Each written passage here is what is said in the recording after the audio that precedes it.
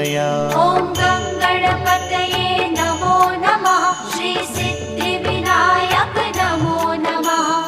अष्टविनायक नमो नमः। गणपति बाप्पा मोरया। ॐ गङ्गणपतये नमो नमः। श्री सिद्धिविनायक नमो नमः। अष्टविनायक नमो नमः। गणपति बाप्पा मोरया। ॐ गङ्गणपतये नमो नमः। श्री सिद्धिविनायक नमो नमः। अष्टविनायक नमो नमः। गणपति बाप्पा मोरया।